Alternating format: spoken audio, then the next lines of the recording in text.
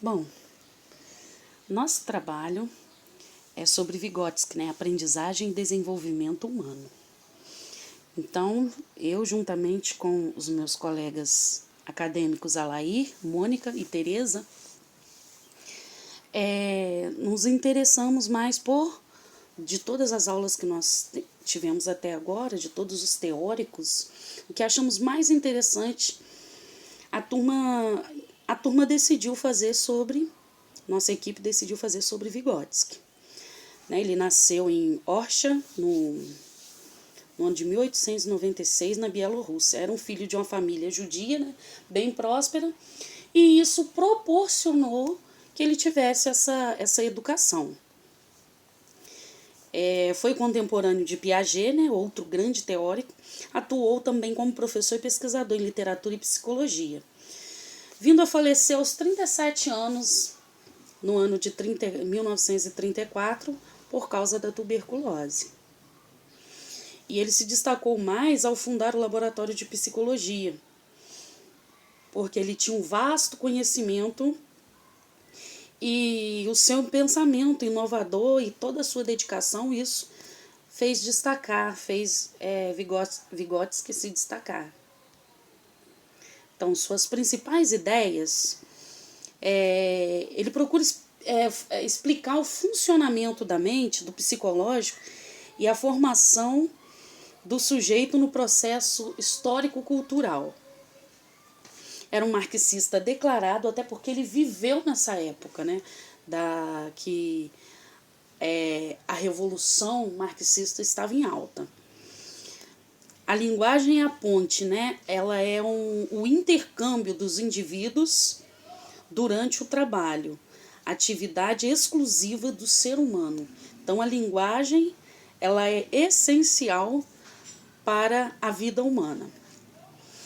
E ele relata também que a psicologia não deve apenas lidar com a aparência, ela tem que ir mais fundo, ela tem que penetrar em mecanismo mais complexo do ser humano.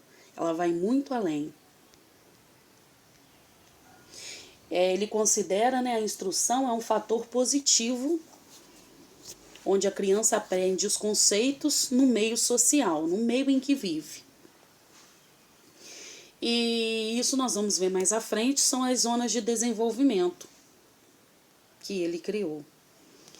Vygotsky e toda a sua equipe, ela investiga o que o mundo em que essa criança vive, em que o ser humano vive, ele investiga o reflexo de toda essa vivência,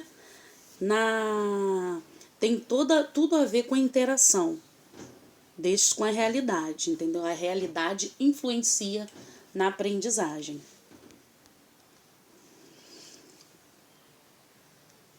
A aprendizagem ajuda no desenvolvimento das funções mentais da criança desde o nascimento. E aqui está a zona de desenvolvimento, né? A zona de desenvolvimento real, que é onde a criança é independente, ela já realiza tudo sozinha. Por exemplo, é quando ele está aprendendo continhas de adição, de subtração na escola, ele já domina isso.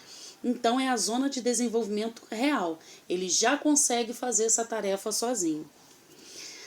E a proximal, que a proximal ela é a distância entre o desenvolvimento real e o potencial. E aqui ela precisa de a mediação de um professor ou de uma criança, ou de outro adulto. Ela precisa de ajuda para realizar determinada tarefa até ter o domínio totalmente das suas atividades. Né? A ação ativa e interativa leva ao conhecimento.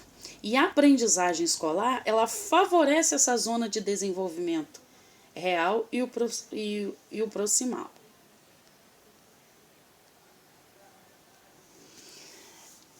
O conhecimento ele se dá a partir da ação ativa e interativa da criança sobre a realidade. A interação ela vai se dar A aprendizagem, escolar, ela favorece o desenvolvimento real. Ou seja, possibilita que esse aluno realize a tarefa sozinha e o proximal em que ele precisa de ajuda do professor. A interação com a realidade, a própria história, a cultura e a sociedade causam mudanças na vida das pessoas. Então está aí, ele foi muito importante, as nossas referências bibliográficas, e ele foi muito importante porque ele olha a criança como um ser ativo, né? Vygotsky, ele olha a criança como um ser ativo, um ser capaz de transformar a vida dos adultos em volta, né? As mudanças ocorrem com as pessoas,